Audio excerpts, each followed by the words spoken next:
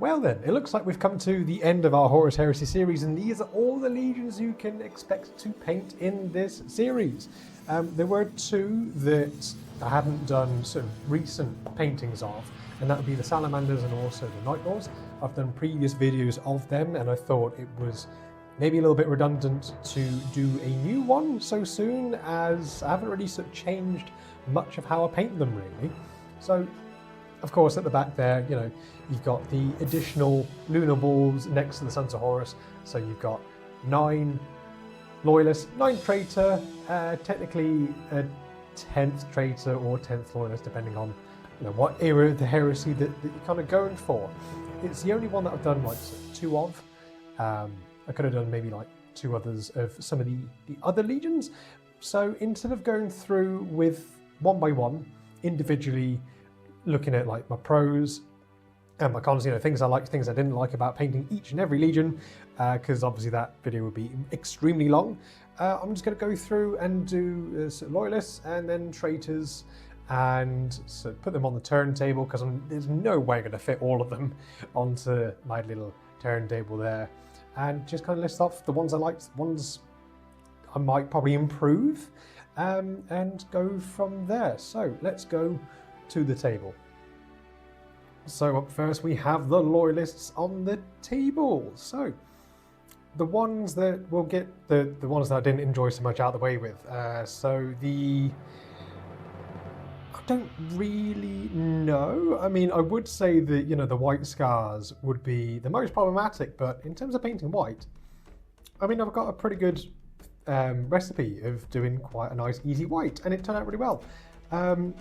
I'd say maybe the Imperial Fists, just because working with yellow is an absolute ball ache, but luckily using the yellow contrast paint, as well as that yellow glaze wash that I got that's kind of like orangey, works really well. But the logo was an absolute pain in the arse. I ended up painting it far too small than what it should have done. The Raven Guard logo as well, that was a pain. Most of the others were absolutely fine. I realised that looking at it, that the Salamander that I did a while back, I didn't actually freehand a logo for it. So apologies on that one. But I only kind of realised once I gathered everything together that that one was missing. I also didn't realise that a lot of the loyalists were pretty much like black armour plating. So I ended up almost doing 3 black armour videos in a row, but I just interjected the Imperial Fists in there just to mix it up a little bit. But all in all, there's not many negatives. There's again, like with the Raven Guard and Imperial Fists, I recommend just buying the raised shoulder pads that you can get. But the ones I enjoy, so let's do that. The ones I enjoyed. So the Salamanders, I love painting green. I've got a Salamanders Force, actually kind of currently that's under development at the moment. So I'm working my way through painting a load of Pyroclasts, some of the Fire Drake Terminators as well. I'd probably say that out of all like the dark coloured armours, the Dark Angels, really fun, just because they look so much better than the 40k counterpart, and doing that little red checkering was a lot of fun. But the Iron Warriors, that was a lot of fun. I got to use a lot more kind of weathering on that armour style as well.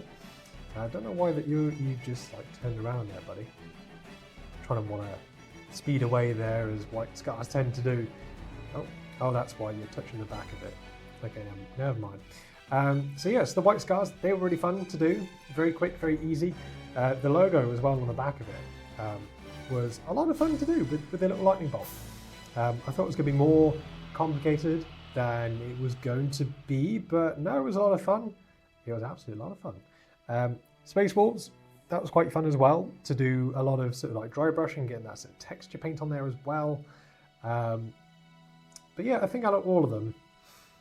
My favourite, slightly biased, being the Salamanders, but the one that I wasn't expecting was probably the Iron Hands. So yeah, those were my least and most favourite parts of doing the loyalists. So let's go over to the traitors.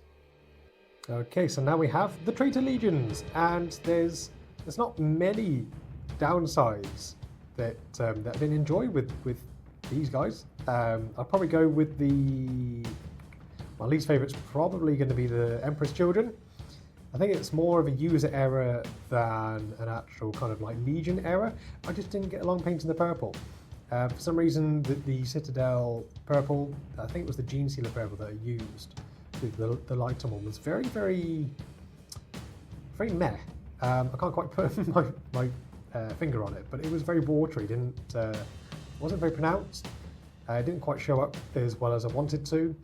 So it's more like a darker sort of royal purple, which, I mean, if you like that kind of thing, happy days, you know, that'd be great. I also noticed that I didn't even bother to paint the Legion symbol on the shoulder pad as well, which I do apologise for.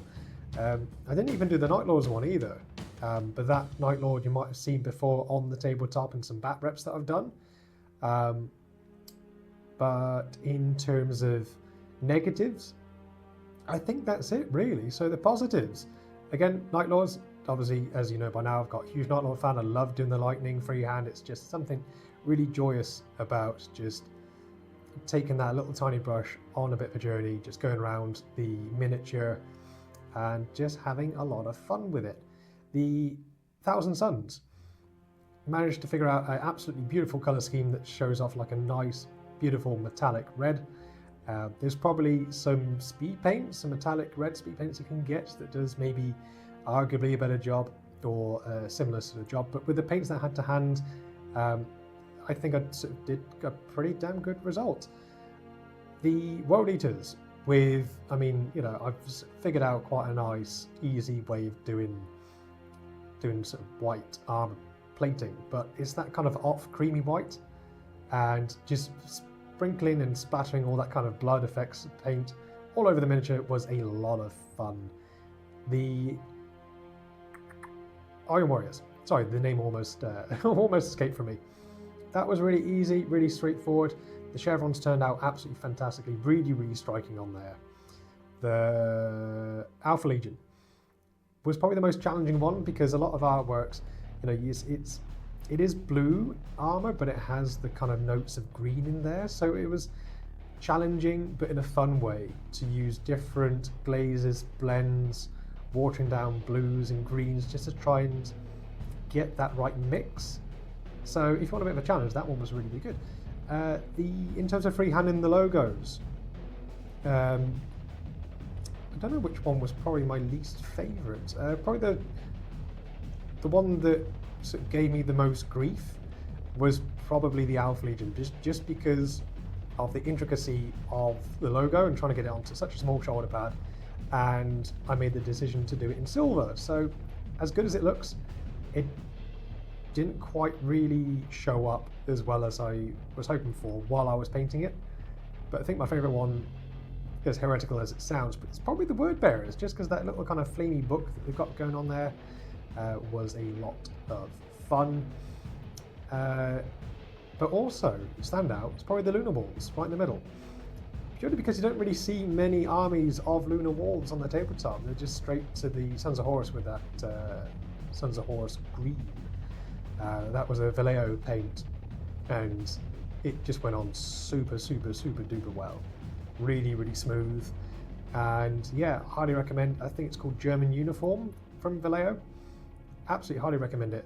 And yeah, I think that's going to round off with the traitors. So I'm just going to probably stick on some of my favourite guys on there, and we'll go from there.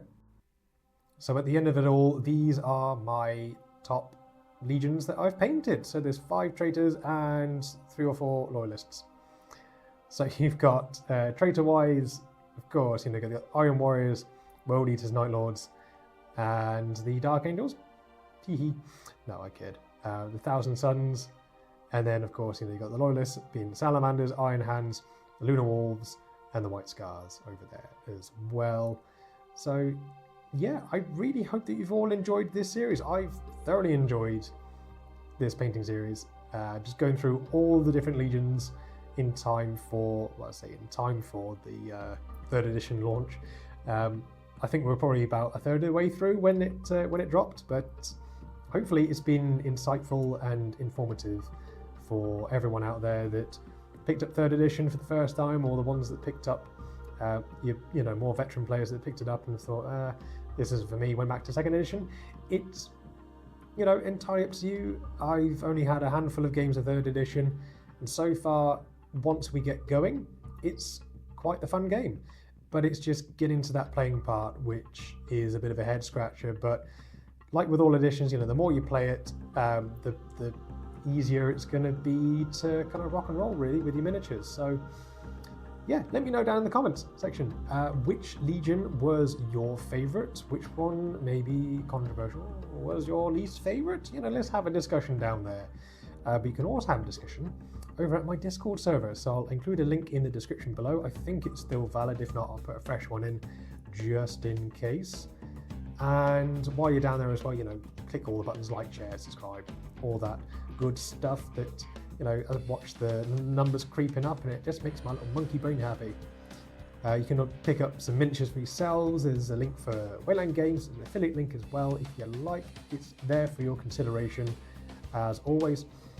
And I'm going to put up a few more polls just to decide what the hell we're going to do next. We've got some ideas already. Going to maybe do some D&D related videos, painting different sort of monsters. I'm going to revisit Star Wars Legion as well, painting up some new model kits for them. They've got some lovely stuff coming up on the horizon as well. And I'm diving into BattleTech as well. A friend of mine has persuaded me to give it a go, so I'm going to have my first game next week, and I'm going to paint up a couple of minis as well. I think I've got a clan colour scheme in mind. It's going to be like a kind of dark royal blue with sort of gold trim. I think it's Clan Wolverine, from what I can remember. It's one of their colour schemes anyway, from one of the Outer Worlds. It sounds really fun, so I'm going to probably do some videos of them as well in the future. And if you guys have any suggestions on videos and that sort of thing, let me know in the comments as well.